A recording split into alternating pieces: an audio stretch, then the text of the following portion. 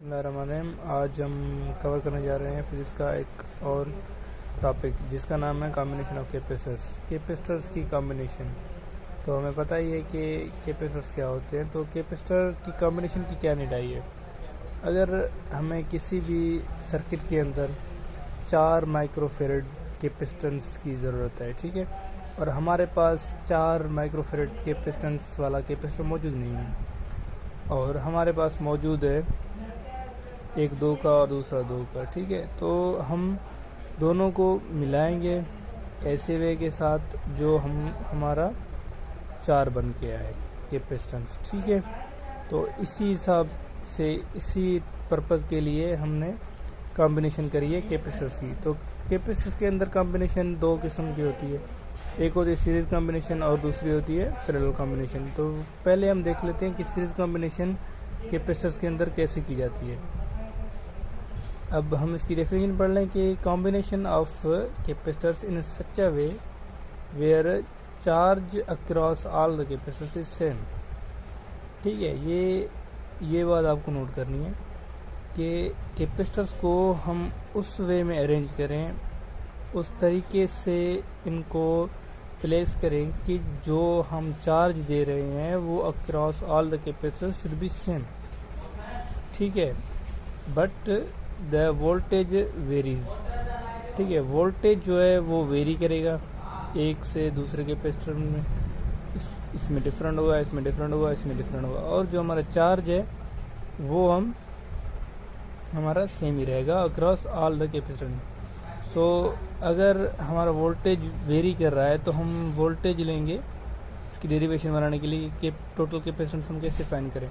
तो वोल्टेज हमारा वेरी कर रहा है तो हम वोल्टेज लेंगे, वोल्टेज क्या होगा V1 plus V2 plus V3, ठीक है। टोटल कैपेसिटेंस हम इसी हिसाब से लेते हैं, सारों को सम करेंगे तो हमें टोटल वोल्टेज मिल जाएगा।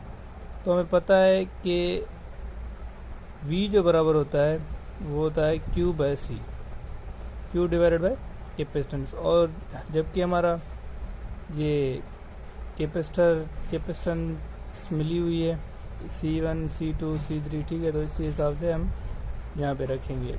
अगर V1 है तो चार्ज तो हमारा सेम ही है, चार्ज सेम रखेंगे, डिवाइडेड बाय C1, V1 की जगह पे C1, और दूसरे में भी हमारा चार्ज सेम है तो कैपेसिटेंस 2, और तीसरा भी हमारा चार्ज सेम ही है तो कैपेसिटेंस ये C3। अब इसको V1 नहीं करना चाहिए था, ये V है। V किसके बराबर है Q/C, ठीक है। और यहाँ पे हम लोग देख सकते हैं कि Q इसमें भी है, Q इसमें भी है, Q इसमें भी है, तो हम इसको कॉमन निकाल सकते हैं।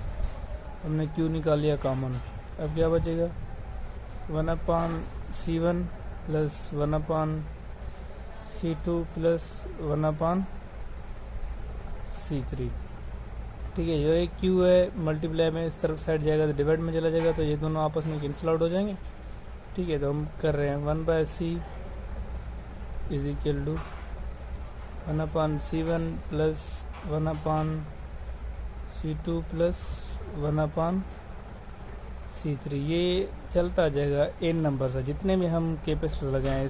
ये हमारा सर्किट है, इसके लिए 3 है। कोई और सर्किट होगा जिसमें सीरीज में होगा उसमें 4 होंगे, तो यहाँ पे हम 4 लिखेंगे। अगर किसी में हज़ारों हैं तो हम हज़ारों लिखेंगे, उसी हिसाब से हमें मिलेगा। इसमें एक बात नोट करने वाली है कि जो टोटल कैपेसिटेंस हमारे पास आएगी ना, ठीक है, तो वो हमारी इनमें से छोटी होगी। ये C1 फॉर एग्जाम्पल 1 है, ये 2 है, ये 3 है। इसमें लोएस्ट कौन सा है C1 का, वो है 1 माइक्रोफेरेड जो कि कैपेसिटेंस हमारे पास आएगी, ठीक है, वो 1 माइक्रोफेरेड से भी छोटी होगी। ये नीड हमें क्यों पड़ी, क्योंकि हमारे पास कभी कभार ऐसे सर्किट्स मौजूद होते हैं जिसमें ऑलरेडी कैपेसिटर्स लगे हुए होते हैं, ठीक है।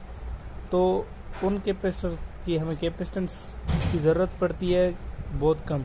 फॉर एग्जाम्पल हमें 1 से भी ज़्यादा थोड़ी की नीड है तो हम उनको सीरीज़ में कनेक्ट ताकि हमें 1 से भी नीचे वाला कैपेसिटेंस मिले। जितनी हमें ज़रूरत है हम उतना ही इस्तेमाल कर सकें। कैपेसिटर्स में कॉम्बिनेशन का दूसरा टाइप है वो है पैरेलल कॉम्बिनेशन। पैरेलल कॉम्बिनेशन हम कैसे करते हैं। पैरेलल कॉम्बिनेशन देखते हैं कि combine capacitors in such a way that A potential difference across all the capacitors is same. ऐसे इस तरीके से हम कैपेसिटेंस को कंबाइन करें, कैपेसिटर्स को, कि जो पोटेंशियल डिफरेंस है या वोल्टेज हम अप्लाई कर रहे हैं वो 3 हो, 4 हो, 5 हो, जितने भी कैपेसिटर्स लगे हों उन सारों में सेम ही जाए। इसी तरीके से हमें वो करना है, कंबाइन करना है इनको। और जो चार्ज है वो चार्ज क्या रहे, चार्ज रहे सेम ही, चार्ज सारों में सेम रहे, और जो पोटेंशियल डिफरेंस है वो चेंज हो। इसी तरीके से हम करते हैं पैरेलल कॉम्बिनेशन। तो पैरेलल कॉम्बिनेशन का हम उसमें जो कैपेसिटेंस आएगा, रिजल्टेंट कैपेसिटेंस हमें क्या मिलेगी, तो उसके लिए हम ड्राइव करते हैं। तो यहाँ पे जैसे Q वेरी करता है तो हम Q को ड्राइव करेंगे। Q जो होगा हमारे पास होगा Q1 plus Q2 plus Q3 plus में Qn, ठीक है, n तक जितने तक चले जाएं आप वहाँ तक। तो Q जो होता है, Q होता है C इंटू वी, ये हमारे पास फार्मूला है, C into V, product of capacitance and voltage is charge.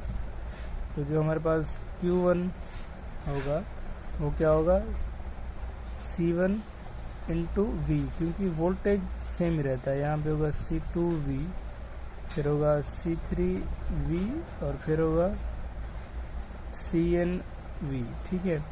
तो हमारे पास हम देखते हैं कि यहाँ पे V कॉमन है, यहाँ पे V कॉमन है, यहाँ पे V कॉमन है, चलते जाएंगे तो V हमारे पास कॉमन ही होगा। तो हम इसे कॉमन निकाल लेते हैं। जैसे हम V को कॉमन निकालें बाकी क्या बचेगा, C1 plus C2 plus C3, ठीक है। तो ये भी यहाँ पे मल्टीप्लाई में इस साइड आ जाएगा तो वो डिवाइड में आ जाएगा, डिवाइड में आ जाएगा तो कैंसिल आउट हो सकते हैं, इसीलिए हम यहाँ से इनको कैंसिल आउट कर देते हैं। तो हमारे पास जो रिजल्टेंट कैपेसिटेंस बनेगा वो क्या बनेगा, C1 plus C2 plus C3 up to Cn जितने भी हो। इसमें हमें एक बात नोट करनी है कि हम इन सारों को डायरेक्ट प्लस करते हैं। जो हमारे पास कैपेसिटेंस होगा, रिजल्टेंट कैपेसिटेंस होगा, वो इंडिविजुअल्स में जो भी हाईएस्ट है, ये एमसीक्यू पूछा जाता है, ठीक है। इंडिविजुअल्स में जो भी हाईएस्ट कैपेसिटेंस वाला होगा ना, फॉर एग्जांपल इसकी 3 माइक्रोफेरेड है, इसकी 1 माइक्रोफेरेड है और इसकी 4 माइक्रोफेरेड है, ठीक है। तो 3 हमारे पास कैपेसिटर हैं जिसमें 4 है, तो कैपेसिटेंस क्या होगा, इससे लो होगा, इससे हाई होगा, या तीनों से हाई होगा। तो ये क्या है कि जो कैपेसिटेंस हमारे पास रिजल्टेंट मिलेगा पैरेलल कॉम्बिनेशन में, वो जो हाईएस्ट इंडिविजुअल होगा उससे भी हायर होगा, ठीक है। ये बात नोट करनी है आप लोगों को।